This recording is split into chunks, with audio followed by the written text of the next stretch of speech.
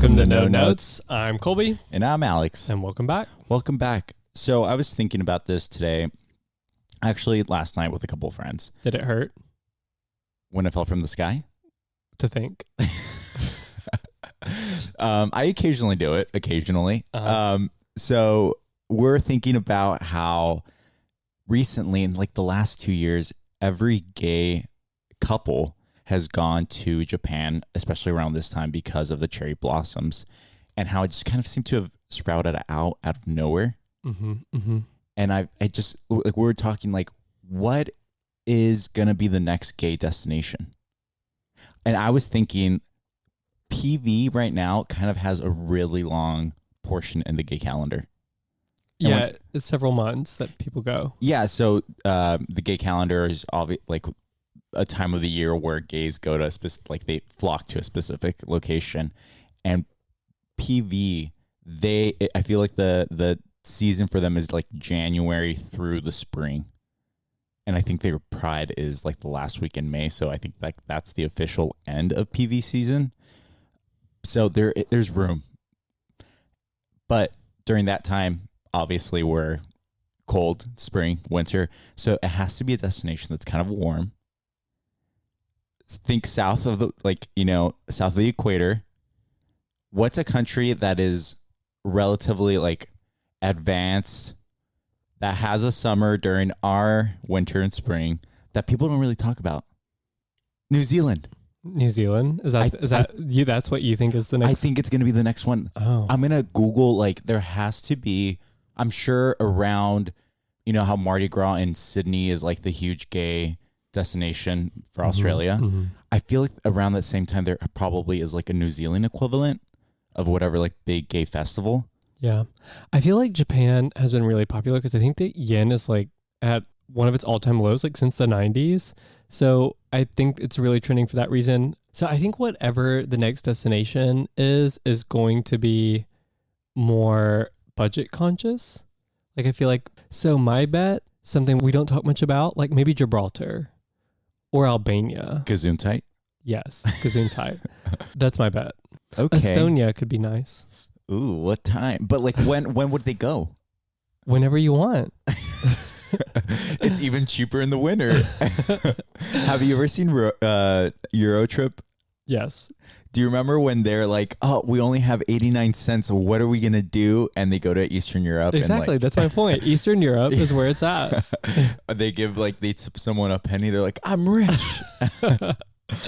Well, shall we move on to tops and bottoms? Let's do it. Let's flip the coin. Yeah. So for the new folks, we flip a coin to decide which one of us will be delivering a top of the week, a highlight, something we call a top. And the other one will be delivering something something bad that happened this week. A bottom. Yeah. So I have here a coin. Do you want? You choose what you want. I think I chose the last time we did this. Let's see. What do I want? I think both of mine are really good. I think I'll go for. I know. Usually I just think of it 5 minutes, but no one can tell because it's really original. Well, let's get into it. Okay, I'm gonna go heads for bottom. I think my bottom is really interesting this week, and this is tails. You choose. I'm gonna do top. Okay. Start it off. Okay. Have you seen Challengers yet? I haven't. Did you see it? I've seen it. When did you see it? Like a week ago or last week. Oh, during the week? Yeah. Okay, fuck you. I made the mistake of doing the Tuesday special at Alamo Draft House. Oh, did you get 2 cheeseburgers? No, it's just that tickets are I didn't either.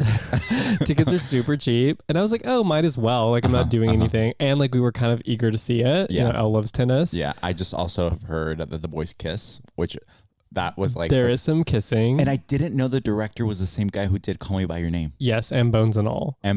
Safe to say, no cannibalism in this one, but lots of boy on boy action. Yeah, it's my top of the week because Zendaya sells the shit out of a bob. So my partner saw it last night and he was like, Zendaya plays the same character as Euphoria. And I was like, is she a druggie? And he's like, no. So I was like, how is it the same? But definitely not the same character from Euphoria. I mean, she's like intense, but again, she sells a bob. And What kind of bob? Is it a fuck ass bob? Yeah, fuck ass bob. But there's clips where it's in slow motion for what feels like a minute and a half of her just walking and the bob swaying. Let me just tell you, it's going to be a popular costume for Halloween this year. Yes. But the other part of Challengers is Mike Feist. Are you familiar with him at all? Is he one of the two twinks? Yeah, okay. He's the twinkier looking of the two. Can I just say I did not find them sexually appealing. I don't either, No especially blood flushing. outside of the film. But when you're watching it, Mike Feist is total proof that sometimes all you need is a good blonde dye job and a little bit of muscles, and you're set. And I think that's the vibe for summer. I think that Hollywood is moving away from like the muscle and going towards like leaner builds. A leaner, like, so we have these two leads. Great. I'm going to be in vogue this summer. I know, you're back. Finally, see? Finally. 20 Flop years comes era back. over. Now you're entering your golden age of flop. Yeah. All right. So what's your bottom? So my bottom of the week is actually a really interesting concept. It's kind of how monoculture has taking all originality out of comments specifically from videos on TikTok. What culture? Like monoculture, like where everyone's just kind of saying the same thing. So right now, the big comment that everyone is posting on anything that's slightly relevant is, Rachel, show it to me. And I'm getting so bored. Like, where is the creativity? And before that, it was like, Peter the horse is here, or the two of you did great. Whenever I do kind of love Rachel, show it to me. I mean, I like the video. I don't show like it to me, please. Yeah, I love the video. I don't like that everyone is using the same comment over and over, and it's the top comment. I'm like, where's the originality?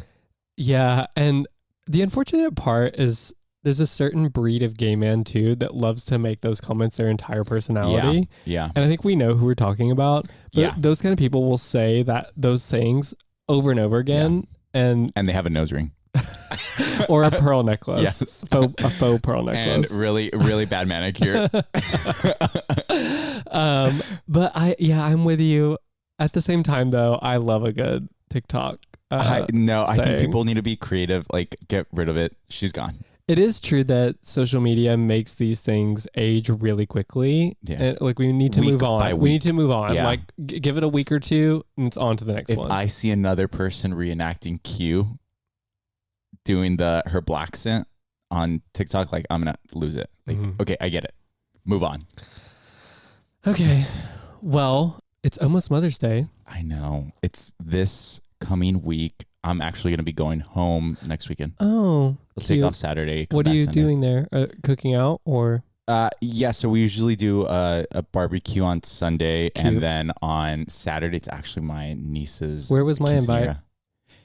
It didn't come in the mail? It did not? Oh my God, snail mail. I don't know what to tell you. Okay. Well, next time. Well, first off, happy Mother's Day to the mothers. Happy Mother's Day. Did you ever get those vulgar mothers, like on any holiday, the text threads? Text threads? Yeah. The one on Mother's Day was always like, it was always from really cocky guys in high school, is like, happy Mother's Day and wish your mom a happy birthday or a happy Mother's Day, because without her, we would have never have met, like implying that they had sex. I have no idea what you're talking about. It was every single Mother's Day. It was like a spam text or from people you knew? It's from people I know. It's like those vulgar text threads that they mass text to everyone. I've seen the ones that have like all the emojis. Yes, it was one of those. Yeah, okay. Yeah, it was similar to like the gobble gobble on Thanksgiving. Yeah, that I know what you're talking about. Oh, every Mother's Day, that's exactly what I got. Well, at least say hi to your mom for me, though. Yeah, so you've actually seen my mom. I have. You've seen pictures of her at least, and I think like we'll add a photo. Yeah, for this segment. yeah, we will. So yeah, actually, in that picture that I showed you recently was when she was 23 years old. Oh. So, and at that time, she had just gotten married to my dad, and she didn't know this, but at that time, she was going to leave her life as a school grade teacher and head on over to the U.S. What was like your relationship like with your mom growing up? It was good. Like no complaints. No, my mom is such a character. She is this really simple, humble, but very Southern woman. She has like a severe Southern twang, and she's just really silly and goofy. She's just like someone that really likes seeing joy in other people. Yeah. And likes bringing that out. Can you show me or like tell me an example of something that you think of? Yeah, I'll have like a photo that I'll add to it and I can show you after this, but it's just like her on a family get together and she's on the dining table and she has a Hawaiian lei on and is some reason dancing on this table. And my mom she's never really acted like her age. I guess she's always just been really young and goofy and has never really lost that childhood silliness. Yeah. And I think that's kind of charming. And I feel like you come off as like a very serious person, but like your sense of humor is like very, very silly, like playful. Like, do you think that you get that from your mom? I think so. I definitely think I am more serious than my mother. I remember there were times as a child that she would actually piss me off because she was being like too silly when I needed her to be serious or was trying to have a serious conversation with her. So I do think there is nuance there, but my humor probably does stem from her to some extent. Are there specific traits or qualities that you think you picked up from your mom? Yeah. So two of them, both of them dealing with her like mood. I am exactly the same as her. So she has everything gets her anxious. And you know this about me, like everything gets me really anxious. Yeah. Like I'm a really anxious person. Hers is like to another level. Like she can't watch the evening news. Because I like one time it was I think this was like a couple years ago when the fires in California were like really bad. It was a video of a woman like escaping like so she was like recording, she was in her car and there was like flames on both sides, and it was like this woman that's like driving away and you can hear her breathing, and it's an intense video, but clearly she lived because she the video is uploaded. Exactly. And my mom turns to me and says, "Why do you put on the news? You know how I get." And I was like, that's a very me response. And the other thing is when she's not anxious, she goes through life in this rose-colored tint. Like she sees like the good out of everyone. I feel like that's how I usually am. Like it's either I'm anxious or I'm kind of going through life. La la la la la. Like, I think for you it's just you're dumb. But like I don't want to say like it's ditzy because I feel like that's very like a patsy response, but I think I choose to either be oblivious, like, you know, like I'm going to go through life being happy. Why not? Why not think that everyone is actually good or better than they present themselves? Like, I think the other traits I like picked up from my mom, one in particular is, I don't have a better way to describe this than kindness to a point. Like my mom will be like the nicest, sweetest person, but you say something like the wrong way, like something that's condescending, or the worst thing I think for her is that you come after like one of her own. Like I think she has a little bit of protective. Protective sort of mother bear quality to her. She will tear you to shreds. And I think I can be very similar to that manner. And I don't see the kindness, but I do see the shreds. Yes. Look, I'm still friends with you nearly 5 years later. So there's some kind of deep-rooted kindness in me somewhere. Yeah, somewhere deep inside. And then I think the other obvious one is like my mom has perpetually been like 100 pounds. So clearly also a skinny legend. Oh, skinny. Wow. Really? Yeah. Oh, yeah. People probably were like, you took exactly like your genes out of your mom being skinny. Another trait that I picked up from my mom, she will shit talk everyone. There was a person that in Spanish, it's bolas, which means a ball. Basically, it's plural. But she would call someone bolas because he was so fat. She just called him a ball. And I had no idea that wasn't his name. Like I thought that was just like a nickname, and I said it out loud, and my mom looked at me like she's like, I'm gonna kill you like when we leave this situation. She loves to shit talk. I famously love to shit talk. Actually, now that you say that, I have a funny question. Did your mom ever spank or discipline you? My mom would get a chancla. No, her favorite weapon of choice though was the matamoscas, which is a fly swatter. It does not sound comfortable. And she didn't use like the plastic portion. It was always like the handle. Ooh. So it was like, it had a little bit more weight to it so she can swing it. Were you like spanked often or disciplined often? So when I was in high school, my mom was asked by, I don't remember who, I think it was maybe like it was her cousin. She asked my mom, were any of your kids kind of like difficult to raise? And my mom's like, no, like all three were really easy. But if I had to choose, it'd be Alex as like the most difficult one to raise. And I don't think I was like spanked a lot, but I was spanked. Like I do remember being grounded more than my other brother. Mm-hmm. And then I do remember being like spanked more. Were you disciplined like physically as a child? So you'll appreciate this story, I think. Okay. I hope he beat the shit out. They should beat the shit out of you. So guess how many times I've ever been spanked or disciplined by my parents? Are you serious? Just 0? guess. Just guess. 1,700. No. So my mother has never spanked or disciplined me in any Has your way. dad? Only one time. Colby, this is the problem. So the one time that my dad spanked me, we had to like pull over on the side of the road. What were you doing? We were having like an argument in the car or something. You and your siblings? No, my dad and me. We always argued. When we pull over on the side of the road, he spanked me. When we got home, my parents go into the house. They sit down. Mm-hmm. I marched in there and showed the mark to my dad in front of my dad, my mom, and I think some other family members were there. And I looked at him. My dad's name is Bill. I said, Bill, I want you to look at what you did to me. And then I marched off, and I was never spanked again. God. Oh no. Do you remember the scene in Scary Movie 2 when the chick goes, like the exorcist chick goes down, pees the floor, yeah, and then he grabs a brush and beats her down? Yeah. That's what my parents would have done if I had ever done that. Oh my God. No, you needed to be spanked way more. Okay. Well, we know it's going to be Mother's Day, but not everyone has the closest relationship with their mom. But even if you do, it feels like gays call a lot of people mother. Yeah. You know, I think with like the issues around, you know, being gay and when being gay wasn't allowed, people didn't really have families. But I feel like the term mother has always been a part of gay culture to talk about women that show kindness to gay people. Mm-hmm. Yeah, I think like the mother term probably came from the ballroom scene. So I saw that it was the like first origin. I think there's multiple variations of it, but the 1700s, there was a person they called Mother Clap that opened up her house for gays in London. And so they'd call her mother. Mm-hmm. And that term was like used to talk about women that open up their homes or like would hide or be beards for men. They would call them mothers, yes, for gay men. And like you said, yes, mother was also a term that was used in ball culture in the 60s and 70s. So can you talk a little bit more about that?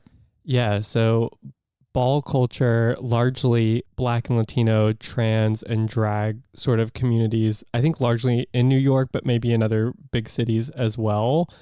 But I think one of the most famous ones was Crystal LaBeija of the House of LaBeija. Mm-hmm, mm-hmm. So like within ballroom culture, a more matronly sort of figure would establish like a house and potentially foster, whether like physically or just sort of like emotionally support, you know, these younger queer people. And they would compete, right, in like the ballroom scene. But they'd create these houses, and then the head of that would be like mother. Yeah. So usually it was like someone that had gone through the struggles, but had been a little bit more established and is able to rent out, get their own place, apartment, and accept younger queer people into it. And one of the ways that they're able to afford rent and just buy necessities, food for everyone, clothing, would be to get money from these ballroom competitions. Right.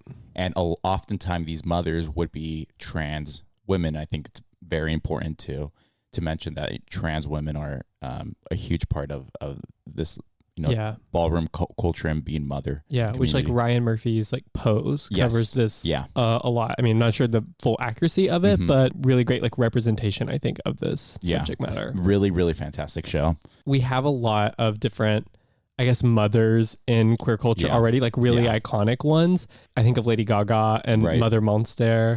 And then we have RuPaul, who literally has the song Call Me Mother. Yeah. I guess, what does mother mean to you? So for me, when I think of mother, like someone in the gay community that we consider mother, and I think about these people like Lady Gaga, I think of a person, usually not always, but like a trans or cis woman that has the biggest dick. And by that, I mean the biggest like confidence, like completely controls. BDE. Right, exactly. Controls the room. Usually their problems are caused by men, and they serve cunt looks. Do you think that mother has to necessarily be female or female presenting? I think mother is I think it's feminine energy, yes. Yeah, I do agree with the feminine energy. Yeah. Enough of the patriarchy. Exactly. They've had enough terms, president, CEO, like no. Yeah. Mother. I saw a description of this online that I really liked, but they said that mother is fundamentally a female figure who raised you through a certain period of your life. And I really like that description of it. Because it could be like short term, long term. Yeah. I find it's like just like this strong female energy that is like inspirational to you in some way or protective in some way. Yeah. And they don't have to actually be like a mother figure, but they have to do something about their character should be inspiring. Yeah. So I know we've talked about this a number of times growing up that you were really close with your mom. Yeah. But were there ever times where you thought or wished a fictional character was your mother? I love my mom and I would never trade her. But if I, for some reason, did not have my mother again and I had to do it all over again, be a child, there was a show called Out of the Box on Disney. People would bring groups of boxes together and then they would go inside of it and it'd magically be like this like giant clubhouse. Okay. I remember this, I think. Yes. So there was 2 adults that would bring like a group of like, I don't know, like 6 kids. But the female adult, her name was Viv. She was like this Asian woman that was extremely maternal. And she would guide kids. What I remember most was like the arts and crafts section. And she was smiling all the time, like this like very, very feminine, maternal energy. I would then like copy whatever arts and crafts. Like I would take my mom or to have my mom take me to Michael's arts and crafts. As if she was giving you like an assignment. Exactly. And I would do like, I remember like the pipe cleaners. They'd be like Oh, I loved a pipe cleaner. My God, they need to incorporate that back into fashion. Bodhi needs to stitch pipe cleaners onto their clothing. You could just super glue some. No. I want Bodhi to do it and I want to pay $500 for it. What about you? One that really stands out to me. You haven't seen Queer as Folk. No, nothing. No, not the original or the remake. Right. So in like the American remake of Queer as Folk, the mother of the main character, Michael, her name's Debbie Novotny. She works at a diner and she's just the proudest mom of a gay son. She like is a member of P-Flag. She works in the gayborhood. She's covered in like gay pins. She's just been like very supportive of his son. And I was watching that show just as I was starting to sort of understand that I was gay and like sort of knew how my family was gonna react. Yeah. And so at that time, I think I just really clung to this character that I was like, oh, I wish like I knew that my mom was gonna be outwardly that supportive. So I really liked her. But looking back even further, I think there's like something even about like Disney villains that I think about, like Ursula and Maleficent, that I found myself really drawn to. Your like interest in fashion, I thought it was always related to Cruella de Vil because you would kill a Dalmatian for I for had a coat. pet Dalmatian. Yeah, and you'd kill it in a heartbeat. I would not. She was a Have you ever touched the fur though? Dog. Have you ever touched the fur on a Dalmatian? I have. I could see why. I think, looking back on like those Disney villains and stuff too, you talked about like, yes, they have a fierce fashion style, but I think there was like something sort of like an innate queerness about these characters that sort of charted their own path. Yeah. And like, they didn't have to be like these submissive, obedient women. They're like, no, I'm going to go be a villain. I'm going to fuck your world up. Right. So I think there was something really appealing about that. Like even Ursula as like a bad person, you still were like, oh, she could be mom. She could be mother. And she was actually based off of a drag queen. Yeah. So do you have a sort of a list of women, either fictional or not, that you think are mother? Yeah. So I think we should do a lightning round. Okay. Do you want to start it off? let's have you go first. Okay. So lightning round. Okay. You just have to list off your top fictional mothers. Okay. And do I also explain why? Yeah, let's do it. So my first one, this one is a character that I don't think gets any attention, and I'm not sure why. Kissing Kate from Holes. So she was a school teacher. She fell in love with a black man. She was white, and at this time, extremely progressive queen. At this time, that was a no-no. The village literally lynched the man. She then, something breaks in her, and she kills all of them, becomes a bank robber for some reason, wears black sexy leather. And then I remember this quote, like, so she stole like a ton of treasure and then buried it. And right before she died, she was like bitten by the polka dotted lizard. As like the venom was taking her, the owner of the treasure was like, "Where did you bury it?" And she said something like, this lake is miles long. You and your children and your children's children are going to be digging and you'll never find it. And then she dies. Cunt. She's mother. Okay, next. My next one. This one is a very obvious choice, but important. Edna Mode from The Incredibles. Oh, fuck ass Bob. Fuck ass Bob. The original fuck ass Bob, because she's from the 60s. And that walk. And the walk. So she was like 2'3", had no superpowers, but held every superhero by the balls. Mm-hmm. She wouldn't take any direction or questions. Yeah. From the right. The another great quote, the where she goes on the anti-cape rant. Fantastic. In 1963, great, fantastic. Mother status forever. Okay. Oh my God, this one too. Xenon girl of the 21st century. Fashion forward, right? She had CDs for earrings that also converted into viruses that hacked the villain's computer and prevented the takedown of her home, which was a spacecraft floating in the ether of the United States, or in the space station. I don't really get why they were there, but they were there, and that was their home. And these capitalists should not have wanted to take her down. Is she old enough to be mother? Yeah, she is. So she was fashion forward. She was also trendy with words, Cetus. And then her music taste. I love that you got that, but not ether. You basically combined ether and urethra. Then we have her music taste. Incredible. Zoom, zoom, zoom. Make my heart go. Oh, boom, boom, boom. My supernova girl. Right. She was ahead of her time. Yeah, and she was anti-capitalist. So she queen for that. Then we have this one has been talked about a lot, but she needs to be mentioned again. Martha May Whovier. So she the scene in also a progressive queen. Yeah, right. She wasn't even attracted to humans. Yep. Green people. She didn't even just see colors. She didn't see species at all. No. Yep. And then when she grabbed that light gun, and then it's like the scene where it's focusing on her and her tits are bouncing everything. It's giving me everything. Yep. Blood was rushing to my penis. It was. And I stand by that. And she was also the only single person in the entire town. So I think she was a sex worker, because it never talked about how she got the house, and it never said how, like, what was she doing for work. She had a good balance of being both fierce and kind. Yes. Yeah. I mean, yeah, she loved green people. Mm-hmm. Cunt. She was mother.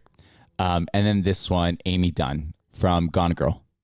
Not only did she fake her own death, she faked her own kidnapping when she realized, oh, you know what? I kind of do like my husband. She went back. And then the end scene where she comes back drenched in blood, and then she faints in front of the cameras and like puts the hand on the head. Cunt. Like, definitely she is cunt. mother. I don't know about mother, but definitely cunt. No, I would say she's cunt until she says the monologue about the cool girl, where she's driving by and there's this quote unquote cool girl where she's talking about how, like, she can see that these girls that think that they like football or say that they like football to impress this guy, like, she sees right through them. Like, I want to be the cool girl. Like, I'm not fussy. Like, all I want is for a male gaze, and she sees right through it. Like, she is mother. She's mother. All right. Is that it? Yeah, I think that's 5. Yeah. Okay. So we'll go through my list. Okay. My first one is obvious. Miranda Priestley, The Devil Wears Prada. She was willing to sacrifice her own assistant Yeah. to get that copy of the latest Harry Potter book, the unpublished manuscript of the next Harry Potter novel for her kids. What is Mother if not that? Yeah. Yeah. If they did a remake of that movie, they would, instead of getting the last Harry Potter book, it would be the next Taylor Swift album. Ooh, that would be a rough replacement. It's the equivalent of like what's, you know, for some. Here's the thing though. Also, Emily Charlton and Andy Sachs, you know, the other two big actors in the film, also Mother. It's they should have called it Mother's House. Like when Andy is telling that guy she just spent the night with, I'm not your baby. Oh, Mother. yeah. And she's like walking in the Chanel boots in the office. When she throws the phone into the lake fountain. Yep. Gives up her fashion career. Mother. And Emily, I mean, everything's iconic, but she gets hit by the car and she's in the hospital and then she's criticizing people for eating carbs. Yeah. She was like, I'm one stomach flu away from being my ideal body weight. Yeah. Such a mother. She was really looking out for us, to be honest. Okay. Next one, Professor McGonagall. Yes. Talk. She was always looking out for the kids. Yeah. But the most mothery thing of Mother. Snape. No, the Hogwarts protection spell scene. Oh, Locomoto. Do your duty to our school. Protect your school. I don't know what the accent was, but Mother. No. Like my skin crawling during that scene. Also, when she was gets in the duel with Snape with the fire, and then she turns the castle back into like colorful colors, and everyone's cheering like goosebumps. Yeah, goosebumps. Mother. Okay, next one. Let's see, Marie Laveau from American Horror Story. Oh, I'm gonna fight you on this one. Really? Marie Laveau, episode 1, Mother. Everything else, no, Auntie. When she comes back and there's like another like voodoo sort of practitioner that thinks like she's the one that's been chosen, and Marie Laveau pops out of nowhere and she's like, no, like not you, bitch. They want a real voodoo queen and it's not you, Mother. No. Her braids look fantastic. She was a savage bitch. Oh. Are you confusing characters? Yeah, I was confusing her with Kathy Bates. No, Angela Bassett. Yes, Angela Bassett, Mother. Yeah, Mother. Catherine Bates, not Mother. Yeah. My next one is Eleanor Young in Crazy Rich Asians. Which one? Savage. Which one? Was that the main character or the mother? It's the mother of the main male character. Yeah. Yes. Oh, yeah. I mean, she's just looking out for her son, you know? Yeah. Literal mother. Yes. I will say that some points were taken off when she lost the game at the end. Oh, Mahjong. I wish she won it, you know? Or at the end, like it gives it a wink to the viewers that she let the main character win. Yeah. Like that would have been like Mother. And my final one, Elizabeth Sloane and Miss Sloane. Yes. Such a witty, shrewd character that was, I mean, she put herself in prison to shine light on corrupt politicians. Mother. I think a lot of Jessica Chastain characters are Mother. To me, Jessica Chastain is the ultimate mother. Like in this movie, she didn't need a man. In fact, she had like different hot male escorts all the time. She wasn't trying to get like close to them. Right. High powered career. And she was always just like 10 steps ahead of everyone else. I do love the fact that the movie goes out of their way to call her Miss instead of Mrs. Mm-hmm. You know, like it's very, Mother. Did mother you see material. Molly's Game as well? I haven't, no. Where she's running like a sort of gambling circuit. It's great. You should watch it. I think she's producing these movies because she keeps on like playing these like very strong, like very needed characters in movies. Yeah. No, she's I love Jessica Chastain. Mother material. Well, we didn't have a single person that was the same on our list. Yeah. So who's Mother? I was really hoping that you had Martha May Whovier. Because I think she's like a very iconic mother. So I think out of my list, the two that like a real life mother, not just fictional character, I'm going to go with either Michelle Yeoh or Jessica Chastain. Can you explain why Michelle Yeoh? Yeah, she's mother in everything. Think about Everything Everywhere All at Once. Yeah. Oh, Icon. Crouching Tiger, Hidden Dragon, Memoirs of a Geisha. Oh, like Memoirs of a Geisha. Always just serves. She's a fierce, independent woman that has really like, gone against all odds in Hollywood to build her career. Yeah. And she's just an icon of, she's a titan within the industry. So love Michelle Yeoh. And Jessica Chastain, same thing. Like she's played a variety of characters, some that are like savage and brutal, and some that are just like so sweet and loving. And she's shown like such a range. And I just get like a really motherly sense from both of them. Yeah. Like you could tell like if you were out in public with either of them and someone called you a slur, they're going to fight. Yeah. Like one of them is going to cut somebody. Yeah. So I have the same feeling with Viola Davis. Oh yeah. Like that walk in How to Get Away with Murder. don't like, oh, mother. I almost put that on my list. Yeah. She would have been a great one. Gets rid of her husband or allows her husband to be murdered. Oh, she's fantastic. I love that your list is mostly just like killing men. Yeah, well, one of my criteria was like men is the problem. So men are the problem. If you say so. Okay. So, can you name a time and place where you thought I was mother? I don't think of you as particularly motherly. I'm not. I'm drunk aunt. So here's my thing though. You're motherly in a different way. You have a very like cold indifference in the way that you like show your love. And I? Yeah. And it's kind of motherly in its own way. Okay. And one of the things that like comes to mind is you're kind of like the mom that never approves of her daughter's weight and like makes random comments about it. And you and I can be like out to dinner and I'm like, Colby, should we order dessert? And you just give me like this look, or you're like, no, I think we should get the check. And it keeps me in shape, honestly. No, I always say that because it's always like 45 minutes past the time that I wanted to leave. Just say what you're really thinking, Alex. No, it's not.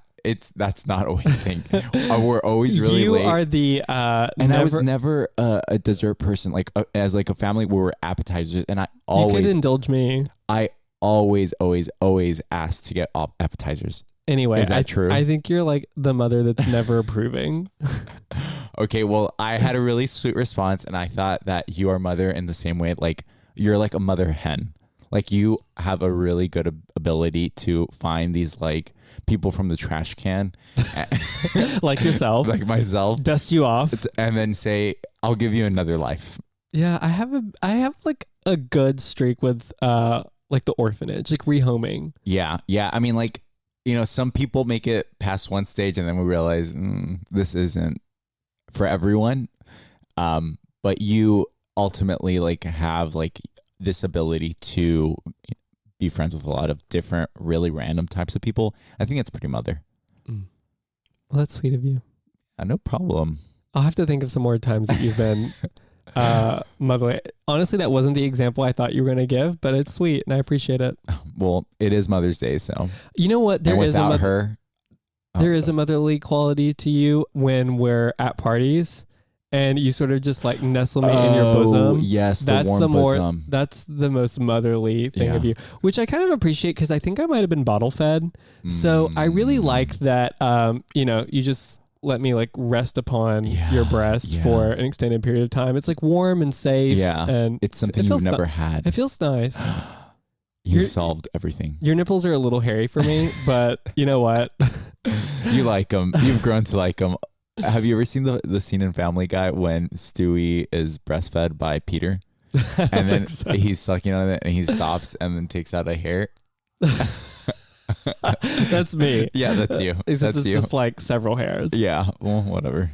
Well, I think the moral of the story today is that everyone can be a little mother when you need to be, when you want to be. Yeah, mother is less of a dictionary definition and more of a vibe. It's a vibe. It's a vibe.